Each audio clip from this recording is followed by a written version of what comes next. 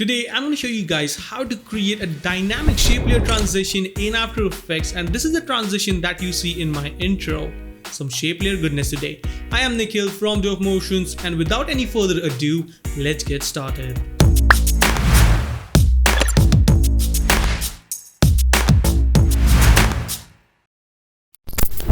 Alright, so here we are in After Effects. Let's start by creating a new composition. I'm going to keep it 1920 by 1080, make this 30 FPS, and let's rename this to main. Hit OK. Alright, so now we can start building up our base of the transition. So to do that, I'm going to select the pen tool, and we don't need any fill for this, so I'm going to set this to none. And for the stroke, let's make this really high and also change the color to a nice gray color. Of course, you can use any color that you want. I'm going to go with the gray and create a line just like that, holding shift. So there we have our stroke. Maybe I'll make it this a bit more bigger, maybe something like that. Okay, then let's go and bring down the contents and add a trim part to this, which will help us to animate it like so. Alright, so let's create a keyframe on the end property. Go to 15 frames, set this to 100. Go to, I guess, maybe around 1 second should be good. Create a keyframe on the start property. Go 15 frames forward in time and set this to 100. So basically we have a pretty simple animation. Now I can select all the keyframes. So I'll just make some room right here. Select the keyframes, hit F9 to ease those keyframes, and then go into the graph editor. Now, if your graph editor doesn't look like this, make sure to right click and select edit in speed graph. Then I can select all the points and drag the handle just like so, and this one's just like so. So we have a pretty interesting movement, as you can see.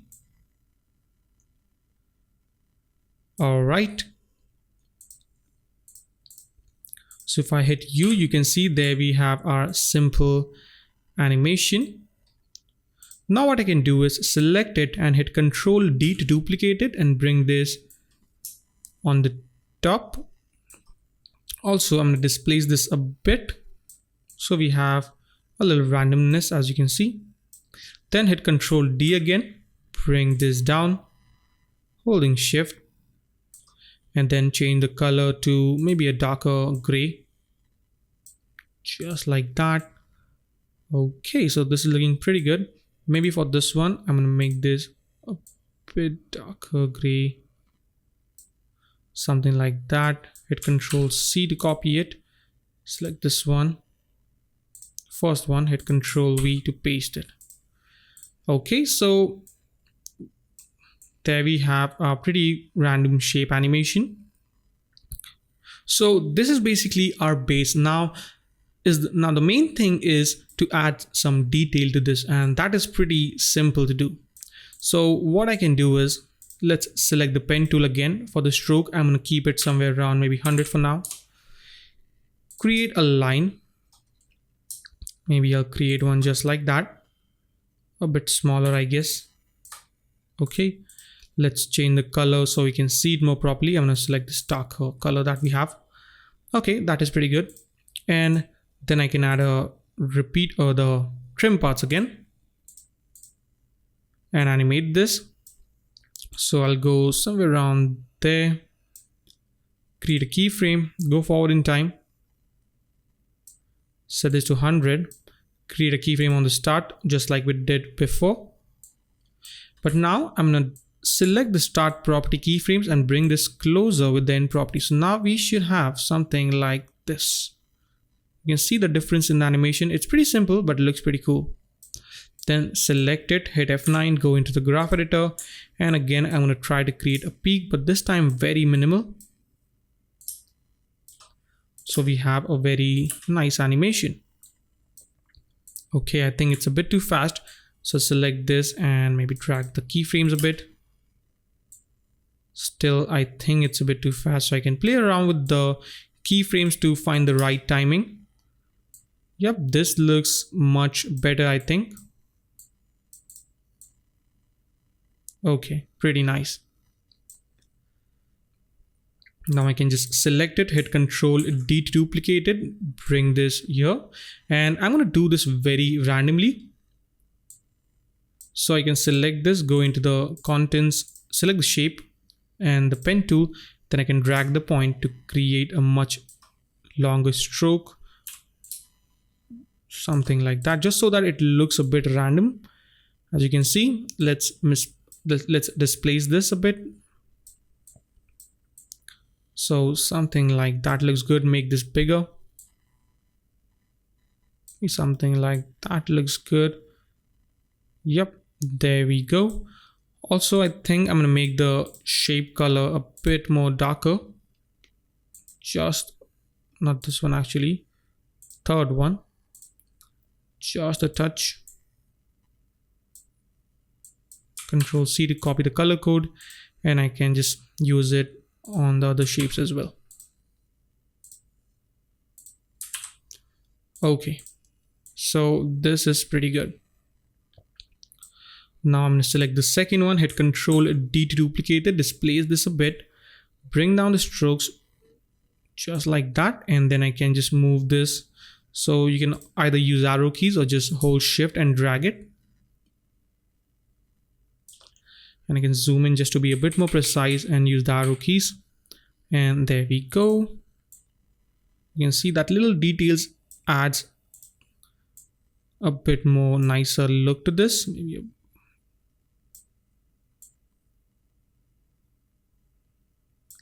and make this a bit smaller, I guess, something like that.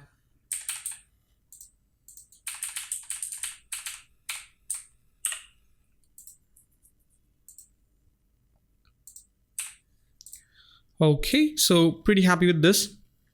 Let's do this for this shape as well. I'm gonna select the third one, hit Control D. I should have probably renamed the shapes, but I just forgot to do that. It's better if you do that, beforehand, to rename the shape. It's very important renaming the shapes when you're working with too many shape layers. If not, you'll just get messed up.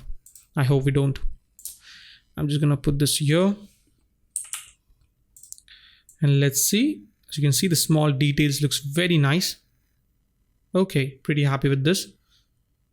And one more thing I like to do is make this shapes a bit darker. Something like this.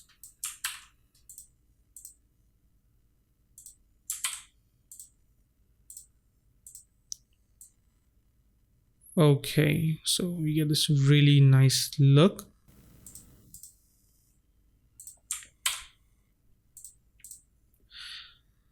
Now it's basically, this transition is basically made up of like bunch of duplicate lines, I can say.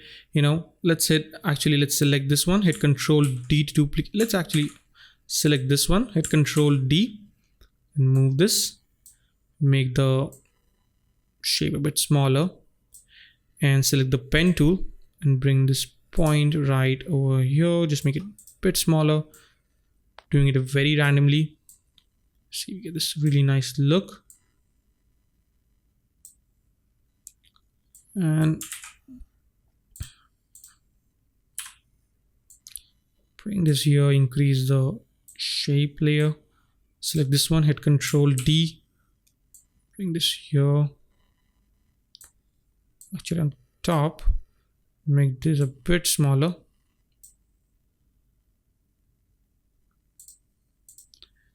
And I can position it wherever that I want. So I'm gonna keep it maybe somewhere around there, so we get a very different look. Then select the pen tool and make the line a bit shorter. So we get this really nice look, as you can see.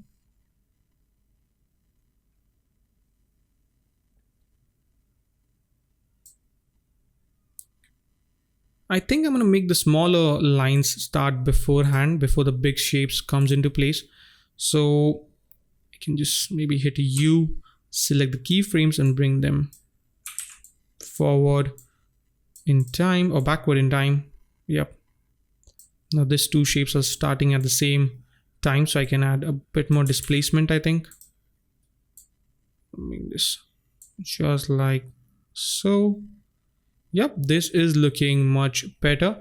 Now let's start as adding some accent to this. So to do that, I'm going to create a new composition, call this maybe X, hit OK. Select the rectangle tool. We don't need the stroke this time, so I'm going to just set this to 0. We just need the fill. Maybe I'll select a nice yellow color and create a rectangle just like that. Go into rectangle path 1, unlink this. For this one, I'm gonna set this to somewhere around, maybe let's go with 50. Actually, let's set this to 10 and set this to 100. Align this into the center. Select the rectangle path, hit Ctrl D, and then I can just rotate this, or I can just change the size of this. So let's change this to 100 and this to 10. So we get kind of a plus sign. Go into transform rectangle 1 and rotate it by 45 degrees. And then I can go ahead and add a repeater to this, and add 4 copies. You can add number of copies that you want. Go into transform repeater, set the position to 0, and in the y-axis I'm going to bring them down like so. I think they are a bit too big, so go into rectangle and you can play around with the size of this. So let's actually go into transform rectangle and I can scale this down a bit like so. Okay, that is good. Move the shape layer here maybe. Okay, and then I can add another repeater and just increase the copies, number of copies. Go into transform repeater 2 and then I can play around with the position. So let's maybe set it to somewhere around 158, looks good. And then let's create a new shape layer again. Maybe I'll make this white. And this is going to act as a track mat for our shape. So if I go right here and move the anchor point at the left. Now, if you don't have the anchor point script, you can select the pan behind tool and move the anchor point just like so. Also make sure to turn on the snapping so it snaps into places that you want. All right, hit S to bring down the scale properties, unlink this, and now I can animate the shape. Also hit F4 on the keyboard to bring up the track matte option and change the track matte of the shape layer 1 to alpha matte. And now I can animate the rectangle just like that. I'm going to set this to 0. Create a keyframe on the scale, go to around 1 second, set this to 100. Then I can select both the layers, hit Ctrl Shift D to split them up and create a copy. Select the top layer, hit S. So get rid of all the keyframes again. And let's actually bring this up a bit and change the anchor point to the right. Let's place it right here. Set this to 100. Create a keyframe, go to 2 seconds and set this to 0. So we have something like this. Let's select all the layers, hit U. Select all the keyframes, hit F9 to ease those keyframes. And now let's jump back to the main comp and drag the X composition onto the top. Scale this down like very small, maybe something like so. Turn off the snapping up. Okay, maybe around 40%. All right. So as you can see, the small details looks very nice. I can go to 2 seconds actually and hit N, right click, trim to work area, because the transition is going to be just for 2 seconds. And yeah, that is actually looking pretty nice. I can create more copies of this. So hit Ctrl D to duplicate it.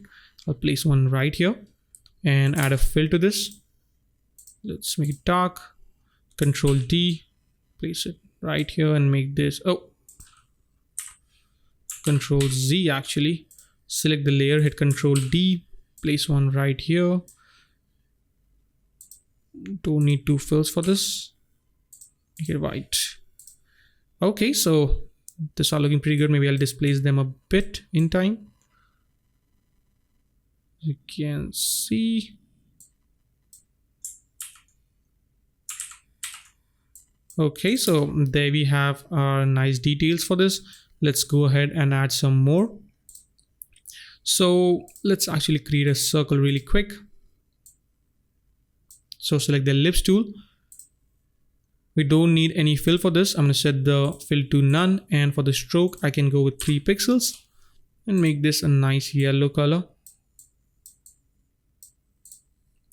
And create a circle holding Alt and Shift at the same time. So I'll create maybe this big,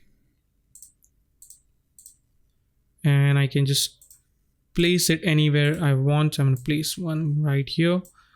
Control Shift H to hide the control layers. Add a trim part to this, and now we can animate it just like so.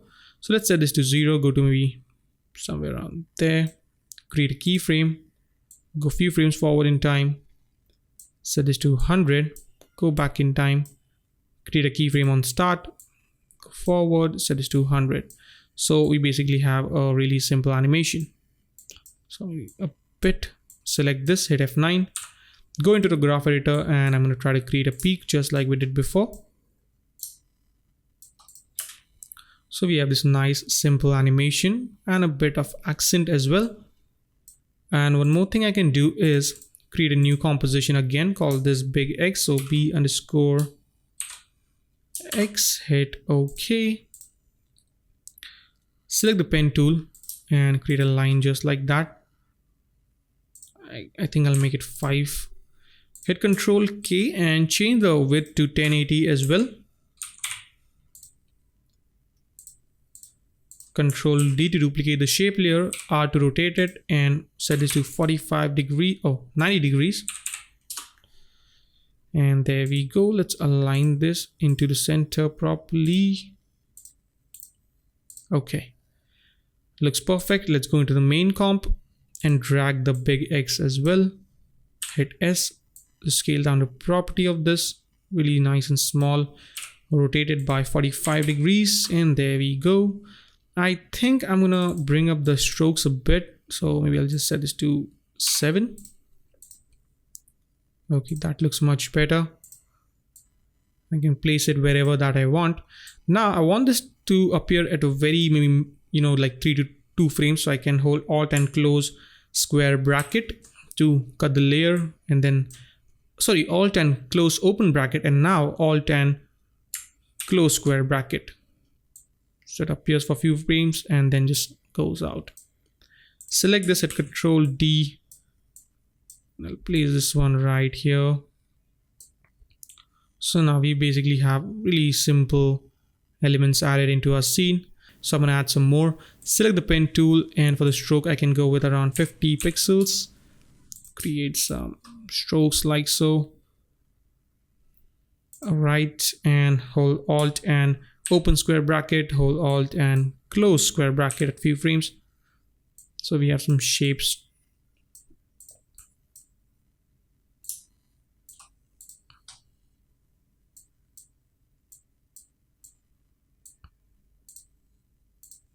Control D, maybe I'll place one. Right, select the shape, place one maybe right here. Make this smaller. Some bunch of elements, animating here and there, just to add a bit more complexity to the complete transition. Place one right here, I think. Also, you can scale that just like maybe.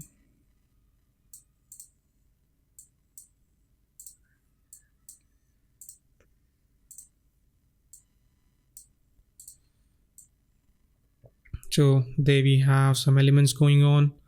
Looks pretty nice. Last thing I can do is add some strokes to this. So basically I can just select any stroke that we have, hit Control D to duplicate it, bring this on the top. I'll change the color so that I can, I can understand it is a different shape. Make this very small, Make this yellow. And now you can see, here we go. Hit U, bring this right over here. Oh.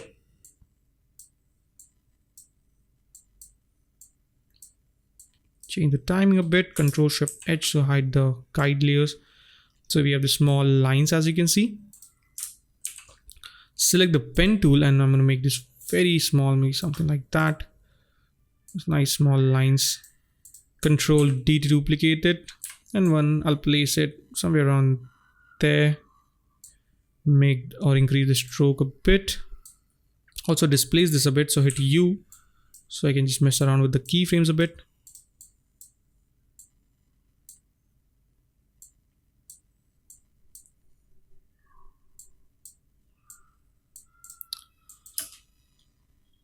There we go. I think I'm gonna change the position to somewhere like here.